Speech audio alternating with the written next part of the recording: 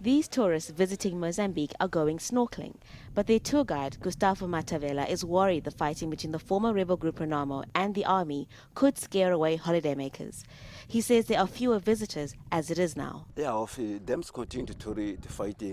they continue fighting, the tourists will collect all their belongings and go back. Even you cannot be happy if you hear the noise of the gun.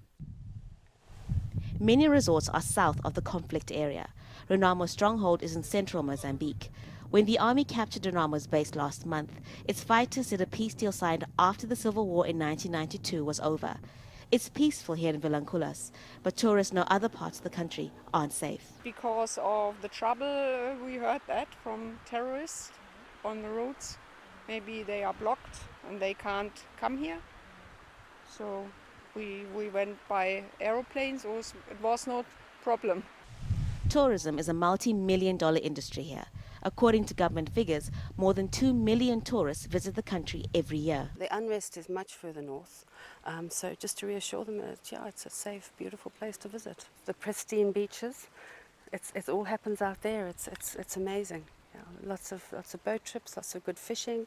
There's lots of sports now, kite surfing, canoeing. It's wonderful. Tourism is also an important source of income for the local community. This is how they catch the fish using these nets, and they catch things like crab and calamari, which they then sell to the hotel. So if the tourist numbers drop, they won't be able to sell as much fish. When they pull up the nets, the catch is small, but it's something. Political analysts say a full-scale war in Mozambique is unlikely, but people living in rural areas worry if the fighting gets worse and spreads, their way of life will be disrupted.